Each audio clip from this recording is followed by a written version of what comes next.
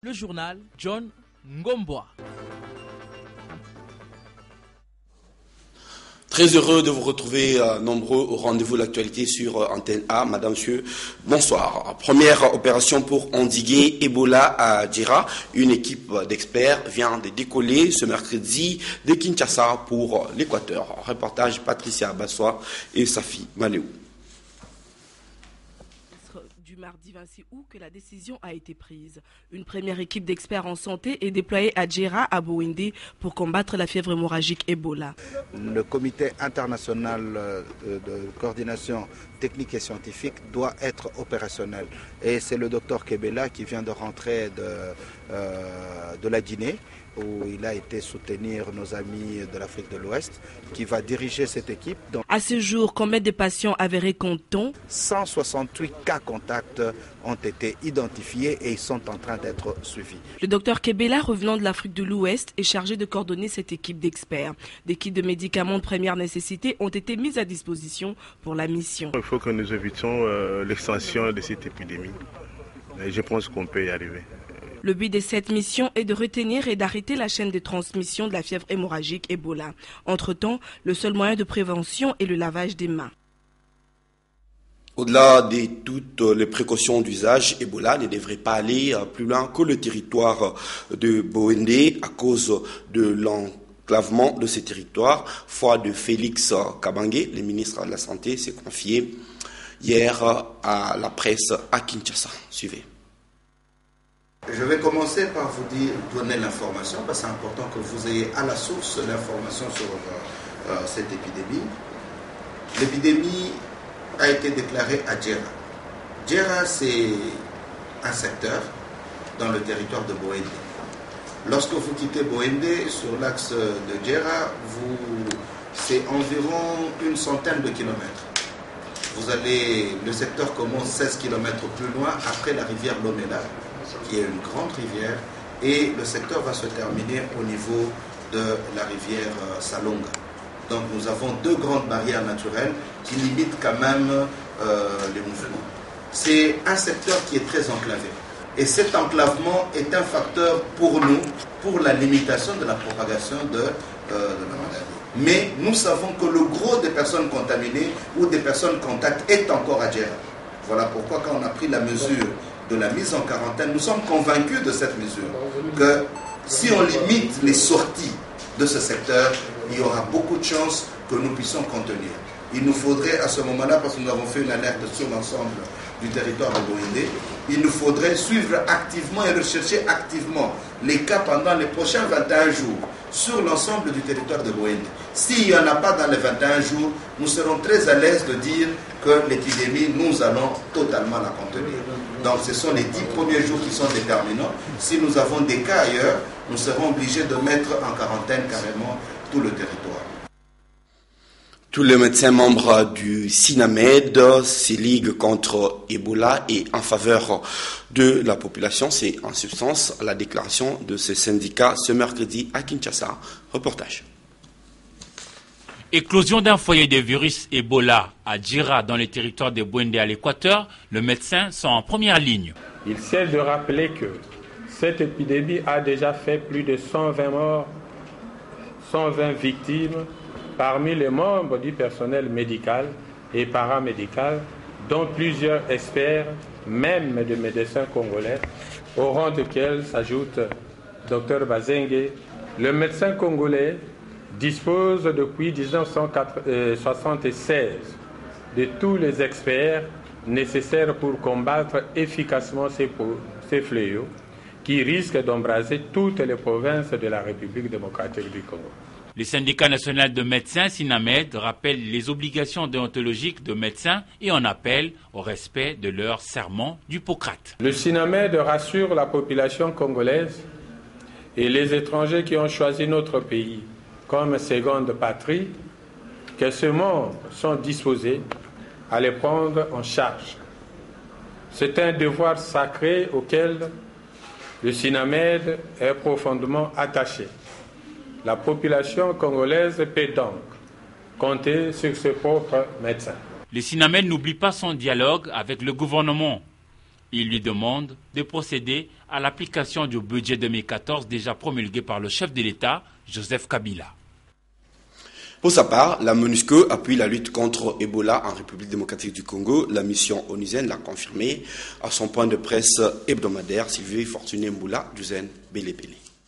Les agences du système des Nations Unies présentes en République démocratique du Congo, à savoir l'UNICEF, l'OMS, le PNUD, OCHA et la Banque mondiale, se mobilisent pour aider le gouvernement congolais à combattre l'épidémie à virus Ebola. Les Nations Unies, par l'entremise de l'Organisation mondiale de la santé, s'impliquent pour mieux gérer l'épidémie à virus Ebola à Bouendé, dans la province de l'Équateur. Pour le docteur Moukila de l'OMS, les dispositions sont en train d'être prises pour que cette épidémie ne quitte pas Bouendé. Il faut noter que les cas sont apparus dans des localités à l'intérieur de la zone de santé de Bouendé, des localités qui sont enclavées. Il s'agit de localités Lokolia et Watikongé, des localités qui sont vraiment enclavées de la ville de Bouendé.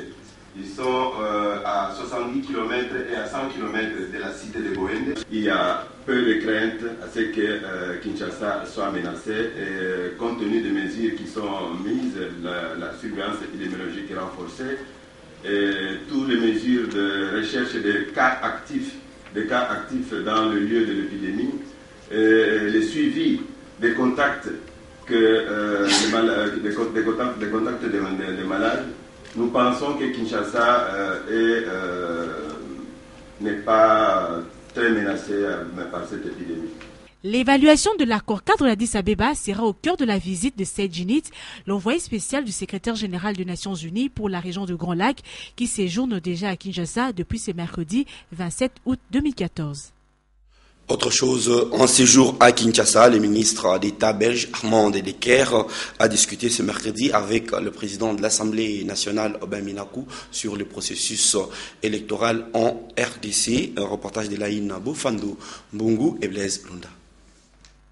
Président honoraire du Sénat belge pendant 8 ans et ministre d'État, Armand Dedeker n'a pas manqué d'évoquer avec le président de l'Assemblée nationale, Aubin Minakou, des questions brûlantes de l'heure qui agitent depuis un certain temps les microcosmes politiques congolais. Donc c'est plus une conversation de président d'Assemblée à président d'Assemblée et on échange nos expériences et les sujets principaux qui sont sur la table.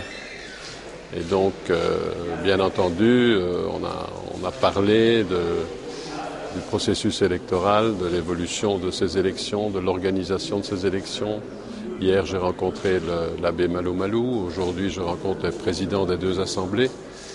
Il est important que la communauté internationale et donc aussi le grand partenaire belge du Congo soit bien informé. Tout en saluant la volonté du gouvernement congolais de faire avancer le processus électoral, le ministre d'État belge, tout comme la communauté internationale, a-t-il indiqué, souhaiterait que Kinshasa communique l'agenda global de tous les scrutins à venir avant de programmer les financements. Les processus électoraux coûtent très cher dans un pays aussi grand que le Congo. Donc, les organismes internationaux, l'Union européenne, le Fonds monétaire international, les Nations unies et les pays bailleurs comme la Belgique, nous avons besoin d'un agenda à un certain moment pour pouvoir programmer le soutien financier à un processus qui doit nous être décrit. Licencié en droit de l'Université libre de Bruxelles, Armand Dedeker est un homme libéral né à Bruxelles-Ville le 8 octobre 1948. Il a été président du Sénat de Belgique de 1999 à 2004, puis de 2007 à 2010. La coopération bilatérale entre la Belgique et la RDC est au beau fixe. Le ministre congolais des Affaires étrangères, Raymond Tshibanda, a échangé mardi dans la soirée avec le ministre d'État belge, Armand Dedeker. Au cœur des entretiens, de nombreux sujets d'intérêt commun, notamment la consolidation de la paix et la démocratie. Armand Dedeker a déclaré que Bruxelles reste très regardante quant aux travaux de la commission mixte Kinshasa et Kigali sur les frontières communes. Se trouvant à Kinshasa, Armand Dedeker a redit la joie de voir le projet d'ériger à Kinshasa une chancellerie pour habiter les ambassades belges et hollandaises connaître une progression sérieuse. La Société financière internationale va appuyer les secteurs privés en République démocratique du Congo. Son président l'a annoncé au ministre des Finances ce mercredi qui est aussi la journée dédiée aux régies financières dans ses cabinets. Sylvie Fortuné Mboula. Pour le régie financière, il faudrait doubler d'efforts pour combler les gaps de recettes par rapport aux assignations. Parole de Roger Soulungu. À ce stade, il y a encore un gap qui sera comblé au niveau de la DGRAD, qui a déjà contribué à concurrence de 22 milliards de francs congolais. Il reste 13 milliards de francs congolais pour atteindre les 35 milliards de francs congolais attendus pour ces mois. En ce qui concerne la Direction générale des impôts, là aussi, il y a un gap à mobiliser à raison de 46 milliards de francs congolais pour compléter aux 103 milliards déjà mobilisés à ce jour, afin d'atteindre les prévisions de 149,6 milliards de francs congolais. Pour la DGDA, elle a déjà mobilisé à date 99 milliards de francs congolais. Il reste 55 milliards de francs congolais. Au terme de sa visite en RDC, Jing Dong Wao, vice-président de la Société financière internationale, promet des financements en monnaie locale pour le secteur privé. La Société financière internationale est une filiale du groupe de la Banque mondiale créée en 1956 pour le développement et le financement du secteur privé. Rendons-nous au Kasaï occidental où le vice-gouverneur de l'Air Kawino a effectué une mission d'itinérance à Demba, à 60 km au sud de Kananga, en sa qualité du président interfédéral du PPRD Kasaï occidental de l'Air Kawino, a installé les comités fédéraux dans cette province, principalement dans les Kasaï central nord. Plus de détails avec notre correspondant à Kananga. La cité de Demba respire ses jours au rythme d'une grande cérémonie d'installation du comité fédéral du Parti du Peuple pour la Reconstruction et la Démocratie PPRD, fédération du Kasaï central nord, qui englobe les deux territoires de Demba et du Mbelenge. L'honorable Delaire Kawino Ndongo, vice-gouverneur de province et président interfédéral du PPRD Kasaï occidental, a personnellement effectué les déplacements. C'est le député national Rombo Kalombo qui dirigera cette fédération et sera secondé par le député provincial Gaspard Machala. Le secrétaire exécutif fédéral promet d'enraciner les idéaux du parti à la base. Je sais que personnellement, je vais m'impliquer à sensibiliser les cadres, les militants du PPRD et la population de notre territoire à élire massivement les gens du PPRD, c'est ça ma position. Après la lecture de la décision du secrétaire général portant nomination de membres du comité fédéral par le secrétaire national Gaspard Kabongo, Delaire Kawino Ndongo, qui a officiellement installé le nouveau comité, l'a invité à travailler pour favoriser la bonne cohésion entre les idéaux du chef de l'État Joseph Kabila Kabangé et la base. Le président interfédéral ne lésigne pas face à la question de révision constitutionnelle. Parce que nous sommes en train de consolider le leadership national au niveau de la région des Grands Lacs, nous, PPRD, Kasaï occidental, nous demandons au Parlement et au gouvernement et à l'ensemble du peuple qu'on laisse au peuple de se prononcer sur les différentes dispositions de la Constitution. Seul le peuple est souverain et seul le peuple peut changer. C'est dans une ambiance bon enfant que tout s'est passé à Demba. La coalition nationale contre l'exploitation illégale du bois dénonce l'exportation frauduleuse des 61 conteneurs de bois Wenge à Matadi. Explication avec Polydor Ngazia. Selon les investigations de la Coalition nationale contre l'exploitation illégale du bois, la société Terco a exploité illégalement 189 grumes de Wenge dans la concession de la société Talatina depuis le 18 janvier 2004. Cette cargaison de bois a été blanchie à travers une opération d'achat-vente et est maintenant en cours d'exportation vers la Chine par la société Omimex.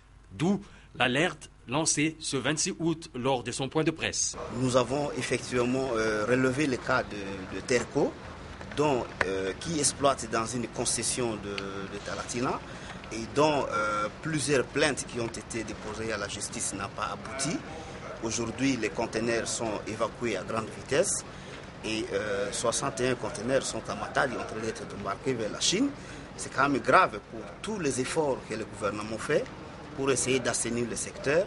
La problématique de l'exploitation illégale dans la région de Kwamoutou devient très préoccupante parce que ce n'est pas la première fois pour nous de dénoncer cela. Hier, c'était le cas de la société Riba Congo qui est un des concessionnaires forestiers. Aujourd'hui, c'est le tour de Talatina. Il faudrait que l'État prenne encore ses mesures. Présente au point de presse tenu à cet effet, le représentant de Talatina parle plutôt de 584 grumes. Pour Jeff Kaimbi, représentant de Terco, la dénonciation de la coalition est injuste. Quant au président de la Fédération des industriels du bois, il conseille aux deux parties de s'en remettre à la justice. Tout ce que la Fédération des industriels du bois peut conseiller à ces deux exploitants, c'est de s'en référer à la justice. La coalition nationale contre l'exploitation illégale du bois invite les autorités judiciaires à saisir et à ouvrir une enquête pour que tous les contrevenants à la loi forestière soient sanctionnés. Elle invite par ailleurs la Chine, à travers son ambassade, à pouvoir interdire l'importation illégale du bois dans son pays. Elle invite enfin le ministère de l'Environnement à abroger l'arrêté 0011 qui blanchit pas mal le bois d'origine douteuse. Site touristique en puissance dans l'est de Kinshasa, Benzale a enchanté Alain Kyoka, suivant les guides touristiques.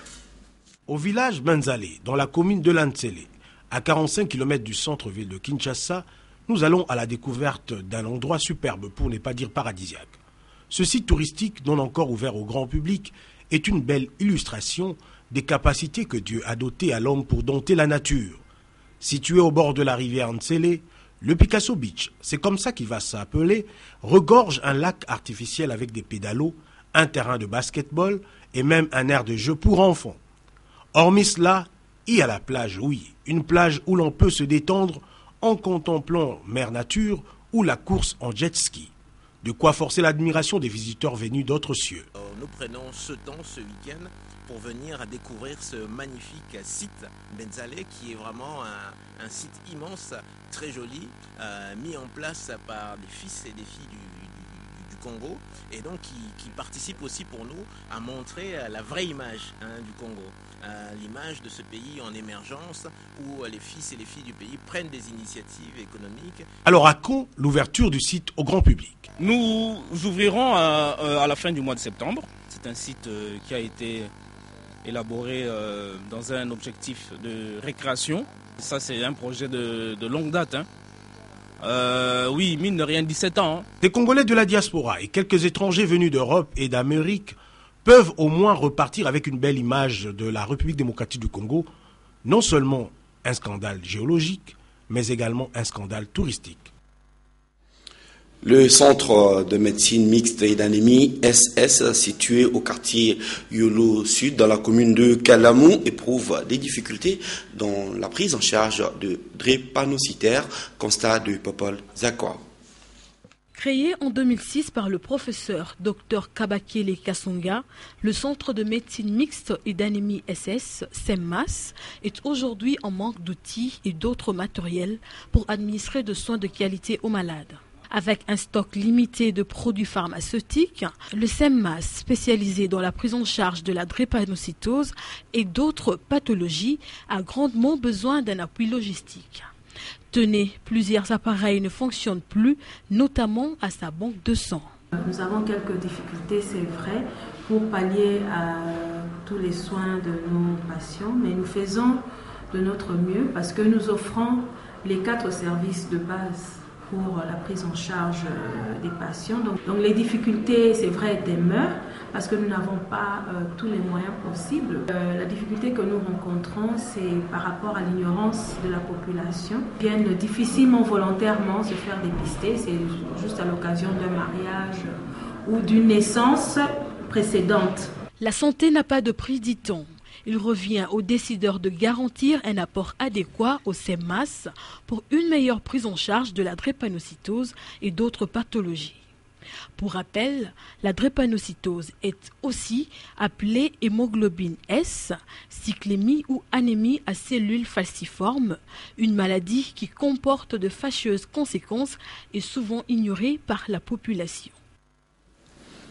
Vous nous suivez en clair à Bukavu par Vision Chala TV.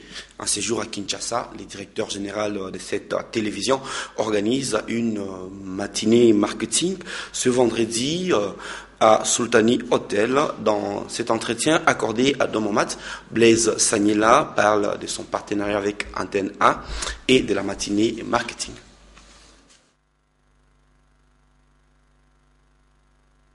Alors, ma présence à Kinshasa se justifie par deux faits. Le premier, c'est que nous venons pour notre matinée marketing que nous comptons organiser ce vendredi. Donc, le vendredi 29 août, à partir de 10h jusqu'à 12h.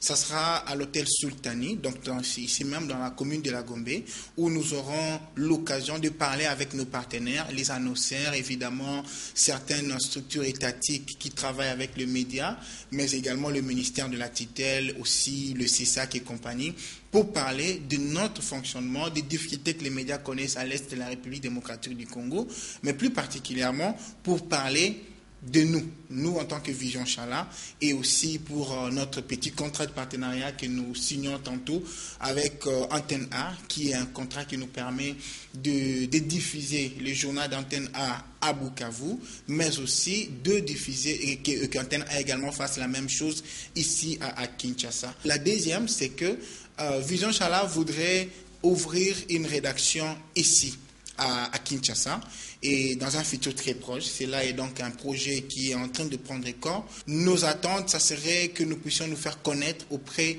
des annonceurs quinois, des personnes qui nous connaissent, avec qui nous travaillons, mais qui ne nous connaissent pas, au fait, c'est ce que je voulais dire. Et pour nous, nous pensons que leur dire qui nous sommes, ça les aide à comprendre que leur interlocuteur direct, c'est une personne sérieuse, c'est une personne morale avec qui ils peuvent tenir compte de manière régulière. La deuxième des choses que nous allons pouvoir faire, c'est justement de nous rassurer que avec le partenariat avec Antenne A, nous aurons la possibilité de changer un certain nombre de choses dans une mesure tout à fait, je vais dire, particulière. Un dernier mot, c'est tout simplement pour dire merci d'abord à Antenne A pour l'opportunité que vous nous avez accordée d'être dans ce journal, mais également merci à tous nos partenaires qui nous ont fait confiance depuis toujours. Une pensée pour notre confrère Mike Mukibai qui totalise aujourd'hui 6 jours de détention préventive à Kinshasa. Ce vendredi sera donné le coup d'envoi du tournoi de football des avocats dénommé Tournoi Justice Loisirs. Reportage Papi Katassi. C'est parti pour la 1e édition du tournoi de football Justice Loisirs. Le samedi dernier, la salle de conférence de la Fédération congolaise de football association a servi de cadre à la cérémonie du tirage au sort des équipes participantes. Ainsi donc, dans le groupe A, on retrouve les barreaux de Kinshasa Gombe, FC Balance, ODP, Parquet Général, les barreaux de Kisangani, celui de Mbandaka. Dans le groupe B, on retrouve les équipes ci-après, Appel Greffier, MAP, Indubio, Tolérance Zéro et Dourales de l'Ex. À l'affiliation de joueurs, nous voulons effectivement qu'il y ait des joueurs qui sont qualifiés au niveau de leur corporation. Qu'on soit avocat, qu'on soit magistrat, qu'on soit inspecteur judiciaire.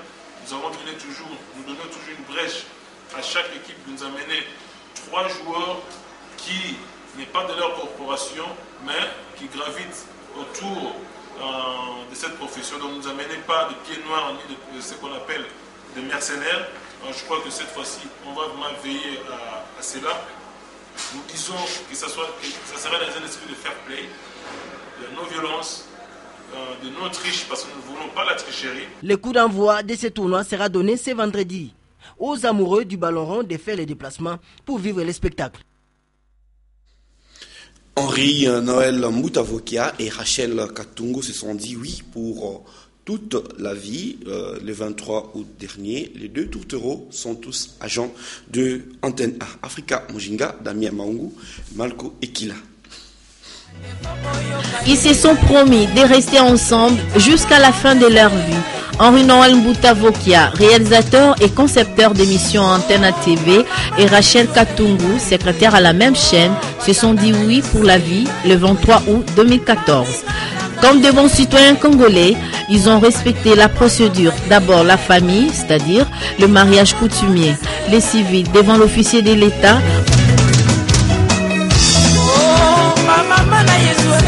Enfin, à l'église devant Dieu. La bénédiction divine a eu lieu au ministère Amen du pasteur Léopold Mutombo. Après les cultes, les convives ont pris la direction du centre-ville, dans la salle des fêtes universelle sur le boulevard du 30 juin, lieu où les familles, amis, connaissances, confrères et collègues de presse notamment ont honoré le couple Henri-Noël Mbutavokia. Après le partage d'un repas, cette soirée haute en couleur a été l'occasion pour célébrer cet heureux événement avec la musique accompagnée des sons de cliquetis des verres. Tout justement pour souhaiter un heureux mariage Henri-Noël Mbutavokia et Rachel, désormais Madame Mbutavokia.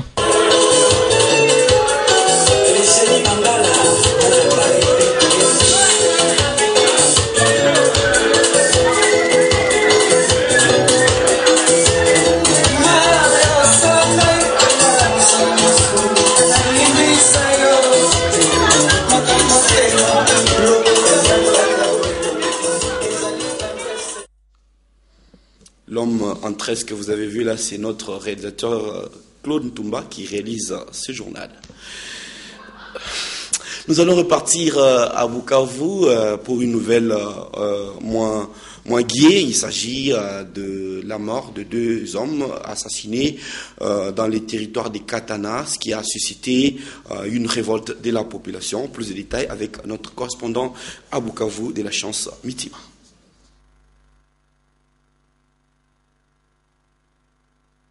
Tout a commencé dans la nuit de lundi à ce mardi 26 août 2014 lorsqu'un groupe d'hommes armés non autrement identifiés a fait irruption dans une maison tuant un garçon d'une vingtaine d'années. Tôt ce mardi matin, les habitants de Katana qui étaient en colère sont allés brûler un poste de police local. Selon notre source, les policiers voulaient se défendre, ils ont tiré des balles dans tous les sens et c'est ainsi que notre garçon a trouvé la mort dans cette débandade et d'autres personnes blessées. 7 habitants de Katana témoignent. Ils ont rencontré la police comme elle avait une foule parce qu'ils ont barricadé la route principale Bukavu-Goma, donc il n'y avait pas aller pour Bukavu, mais il y avait seulement retour pour Bukavu. Alors, à partir de ce matin-là, il fallait avancer vers le poste d'encadrement. Juste quand la police a constaté qu'il y avait ce mouvement, la police a lancé des coups de balle pour vouloir disperser la population. Il y a un monsieur qui était décédé sur le champ, 2 autres étaient blessés, un se trouve à la Fominac,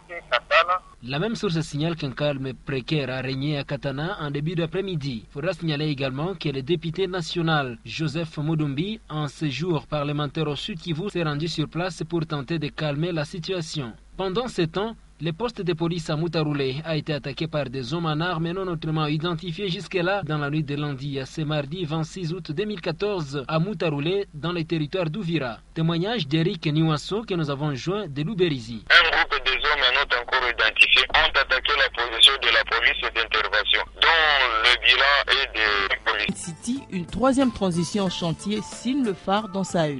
Selon le journal, les débats internes autour de la révision au nom de la Constitution s'est davantage éclairci au sein de la majorité présidentielle après le conclave du lundi 25 août 2014 à Kingakati sous la modération du chef de l'État. Les observateurs ont noté, au-delà des divergences de vues entre le pro et anti-révisionniste, qu'une 3e voix s'est invitée à la table des discussions. Il s'agit de celle préconisant la rédaction d'une nouvelle constitution, poursuit le journal. Forum de ZAS, pour sa part, annonce la proposition de loi sur le statut d'ancien chef d'État de Clément Kankou fin prêt pour la session de septembre prochain. L'auteur de la dite proposition de loi attend l'introduire en urgence compte tenu de l'ampleur du débat actuel autour de la révision constitutionnelle qui empoisonne tout le climat politique. Pendant ce temps, la République écrit annoncé pour mi-septembre Matata 2, déjà l'agitation.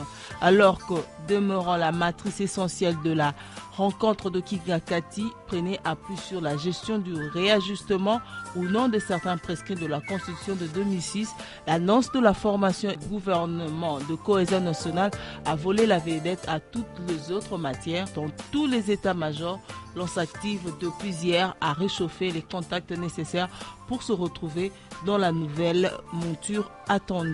De son côté, la référence plus parle de la commission mixte République démocratique du Congo-Ouganda. La 6e session ordinaire de la grande commission mixte de coopération entre la RDC et l'Ouganda s'est ouverte hier mardi en présence de ministres des Affaires étrangères de 2 pays. Les travaux de la 6e session ordinaire de la grande commission mixte coopération entre la RDC et l'Ouganda font suite à l'accord de coopération bilatérale signé en 2007 lors du sommet de Gurudutto en Tanzanie. Les principaux domaines d'intérêt commun à évaluer au cours de ces assises sont la défense et la sécurité, la coopération politique et diplomatique, la coopération socio-culturelle. Entre-temps, la prospérité dévoile le plan de riposte de Kabila contre l'épidémie d'Ebola. Ebola tue, le gouvernement prend ses responsabilités. C'est le résumé que l'on puisse faire du compte-rendu du Conseil de ministres présidé hier par le chef de l'État. Ebola a déjà fait 13 morts, dont 5 agents de santé. 147 personnes identifiées comme proches de malades sont suivies. Face à la menace, un plan de riposte est enclenché. Les ports et aéroports du pays sont dotés des thermomètres laser permettant de détecter à distance les personnes touchées par Ebola. Les activités de chasse sont interdites jusqu'à nouvel ordre. Les secteurs concernés sont mis en quarantaine. De points de filtrage contrôlés par les éléments de la police et de l'armée ont été installés sur le rivière de Lomela et Salongo. Et le ministre de la Santé publique s'est engagé à fournir régulièrement des informations sur l'évolution de la maladie. Terminons en sport avec la référence plus qui informe que la Fédération tunisienne de football exige la délocalisation du match The Club Fax comptant pour les demi-finales aller Ligue des champions de la CAF. La Fédération tunisienne justifie sa requête par la présence d'Ebola en République démocratique du Congo et le président de la Commission fédérale de médecine sportive au sein de la FTF a déjà pris de contact pour que le match soit délocalisé. C'est tout pour ce soir. Bonsoir.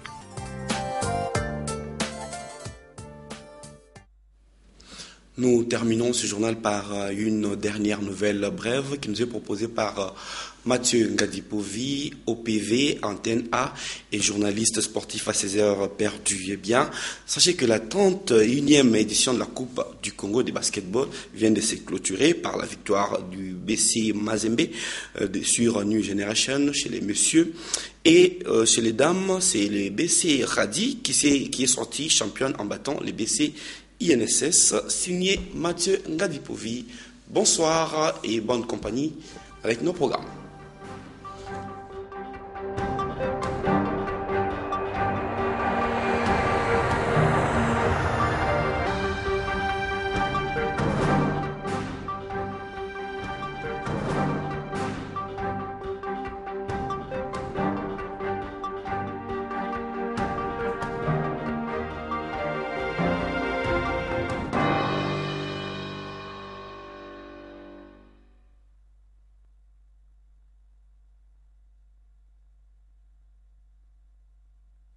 Ce programme vous a été offert par Airtel Money.